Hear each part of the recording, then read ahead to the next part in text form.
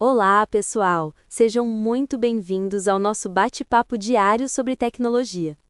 É isso mesmo. E hoje vamos mergulhar nas notícias mais quentes do dia, direto dos sites TechCrunch e Gizmodo, de 05/11/2025.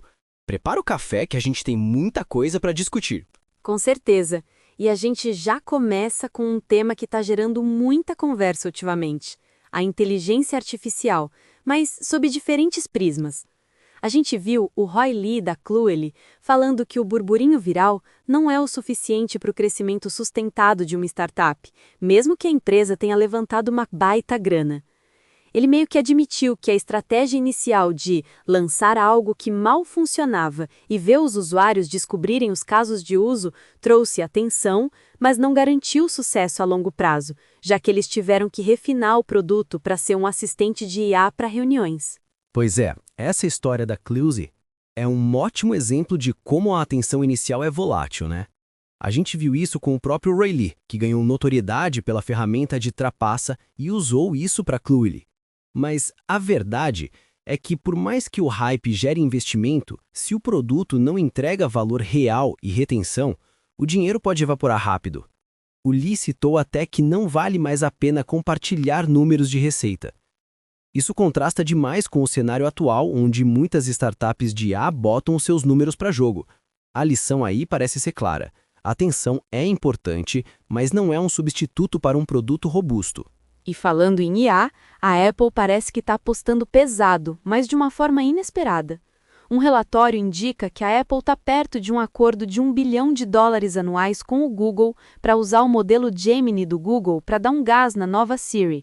Isso é um movimento gigante para a Apple, que sempre prezou pela tecnologia própria. A gente está falando de um modelo com 1,2 trilhões de parâmetros, que é 8 vezes mais complexo que os atuais da Apple. Parece que eles vão usar isso como um plano B, até a própria IA dele estar pronta. Exato. E isso me lembra muito que o CEO do Pinterest, Bill Ready, falou sobre a IA de código aberto. Ele destacou que os modelos de código aberto estão dando um desempenho tremendo com custos bem menores para o Pinterest, especialmente para a IA visual. Ele mencionou que eles viram uma redução de ordens de magnitude no custo comparando com modelos proprietários. Isso mostra que, enquanto empresas como a Apple estão dispostas a pagar rios de dinheiro por modelos fechados, outras estão buscando otimizar custos com soluções mais abertas. O Pinterest está investindo em IA para recomendação, busca multimodal e até assistente de compras. E essa busca por otimização e custo é algo que a gente vê se espalhando. O Google, por exemplo, está facilitando o acesso ao modo IA no Chrome para iOS e Android, adicionando um botão dedicado. Eles querem que o pessoal use mais a ferramenta deles, que compete diretamente com o Perplexity e o ChatGPT Search. E olha que o modo IA não para de ganhar funcionalidades, agora com capacidades agentes para reservas e agendamentos, além de um recurso Canvas para organizar informações e até usar o Google Lens para perguntar sobre o que está na tela. Falando em agentes de IA, a Microsoft publicou uma pesquisa preocupante sobre isso. Eles criaram um Magnetic Marketplace para testar agentes de IA e descobriram que eles são vulneráveis à manipulação. Modelos como o GPT-4o, GPT-5 e Gemini 2.5 Flash se sobrecarregam com muitas opções e têm dificuldade em colaborar. Isso levanta uma pulga atrás da orelha sobre a promessa de um futuro onde esses agentes vão trabalhar sozinhos. A gente está longe de ter agentes que funcionam sem supervisão, por mais que as empresas vendam essa ideia. E não para por aí a discussão sobre IA. O Tinder está apostando em IA para tentar reverter a queda de assinantes. Eles estão testando um recurso chamado Chemistry, que acessa as fotos do rolo da câmera dos usuários para entender melhor os interesses e a personalidade deles. É um acesso bem invasivo, mas a ideia é recomendar parceiros mais compatíveis. Isso me lembra a Meta, que também está pedindo acesso a fotos para sugestões de edição de IA. O Tinder está usando IA em várias frentes, inclusive para avisar sobre mensagens potencialmente ofensivas e ajudar a escolher as melhores fotos. Por outro lado, a gente tem a Eugenia Cuida, a fundadora da Replica, que está voltando com a Wabi, uma plataforma que ela chama de YouTube dos apps. A ideia é que qualquer um possa criar mini aplicativos com prompts, como um YouTube para apps.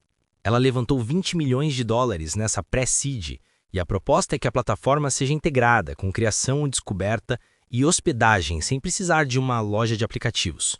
O lance é que a criação é super simplificada, sem necessidade de código, e a parte social, com likes, comentários e remixes, é fundamental. Impressionante como a IA está se infiltrando em tudo, né? Até no Google Maps. Eles estão integrando o Gemini para aprimorar a navegação e permitir o uso sem as mãos.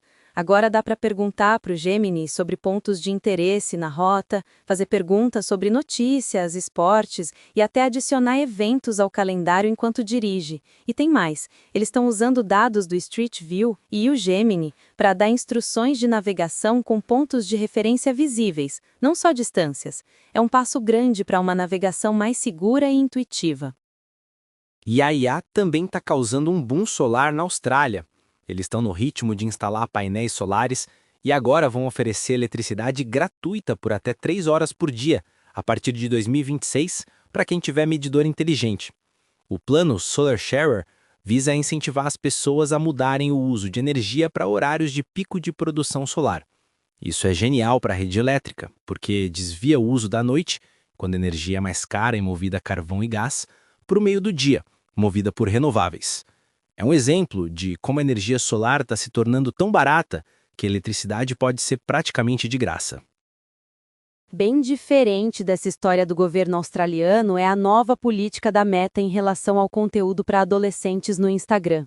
A Motion Picture Association mandou uma ordem de cessar e desistir para a Meta, dizendo que o rótulo PG-13 que eles estão usando para filtrar conteúdo é literalmente falso e altamente enganoso. A MPA alega que o sistema de classificação deles, construído ao longo de décadas, não pode ser comparado com as restrições de conteúdo da Meta, que parecem depender muito de IA.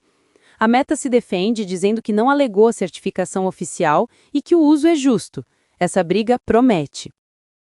E falando em brigas e regulamentação, o CEO da Epic Games, Tim Sweeney, está considerando o acordo antitrust do Google como uma vitória para a visão de plataforma aberta do Android. O Google concordou com reformas na loja de aplicativos, como redução de taxas e fomento à concorrência. Agora, desenvolvedores poderão direcionar usuários para pagamentos alternativos, e as taxas do Google serão limitadas. Sweeney elogiou isso e comparou com o modelo da Apple, que ele criticou por ser mais fechado. A Epic Games tem lutado contra essas práticas em ambos os ecossistemas, e esse acordo do Google parece um passo na direção certa. E essa onda de regulamentação e acordos antitrust também afeta o Google de outras formas. O acordo bilionário para adquirir a Wiz, empresa de segurança em nuvem, finalmente recebeu aprovação antitrust do Departamento de Justiça dos Estados Unidos. A aquisição de 32 bilhões de dólares, que era originalmente de 23 bilhões, ainda tem um caminho a percorrer para ser oficializada, mas é um marco importante. A Wiz se recusou à oferta original, prevendo que poderia valer mais, e acertou em cheio. Outro ponto de interesse no mundo da IA é a forma como as empresas estão investindo e lucrando. A SoftBank e a OpenAI lançaram uma joint venture no Japão, a SBOAI Japan, para vender a tecnologia corporativa da OpenAI para as empresas no país. E o primeiro cliente dessa JV é a própria SoftBank, que já está usando IA extensivamente internamente. É um ciclo bem circular, onde o dinheiro volta para quem está investindo. Essa estratégia visa aumentar a produtividade e eficiência gerencial, e a SoftBank pretende usar os aprendizados para refinar os produtos e repassar para os outros clientes. Mudando um pouco de assunto, mas ainda falando de segurança, a Universidade da Pensilvânia confirmou que um hacker roubou dados como parte de uma violação. O ataque, que parece ter sido por engenharia social, resultou no vazamento de informações de ex-alunos e afiliados.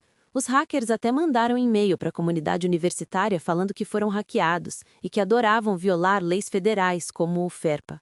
A universidade está notificando os afetados, mas ainda não disse quantas pessoas e quais informações foram acessadas.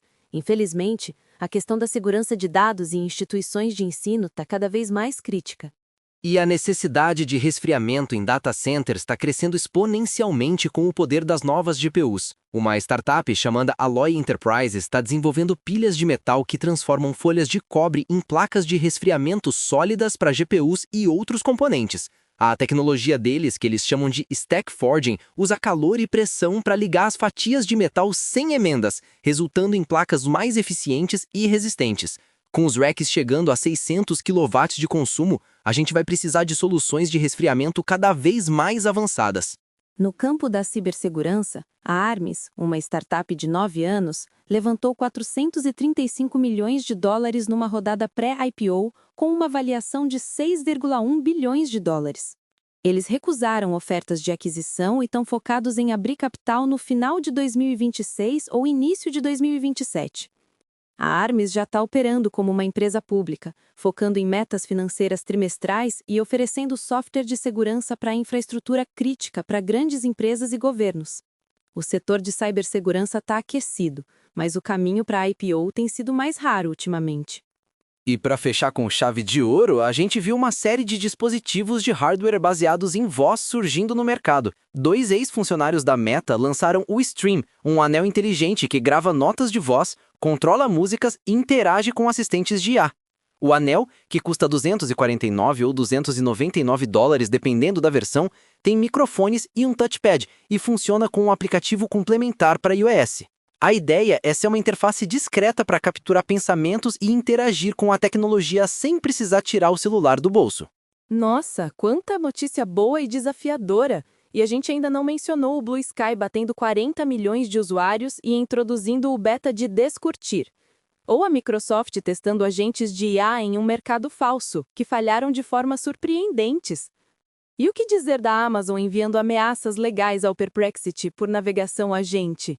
Parece que todos os dias surgem novas formas de IA agindo em nosso nome, com resultados mistos. É muita coisa acontecendo. A gente viu a Alphabet lançando cada vez mais projetos moonshot como empresas independentes. O Sam Altman dizendo chega às perguntas sobre a receita da OpenAI e até o Elon Musk querendo que a gente saiba que o Sam Altman recebeu um reembolso da Tesla. E para fechar com uma nota curiosa, pesquisadores de IA incorporaram um LLM em um robô, e ele começou a canalizar Robin Williams. Dá pra ver que a IA tá com um potencial enorme, mas ainda com muitos rumos inesperados. Bom, por hoje é só, pessoal. Foi um episódio recheado de novidades e análises quentinhas do mundo da tecnologia. Exato! E não esqueçam de nos acompanhar amanhã para mais novidades e discussões interessantes do universo tech.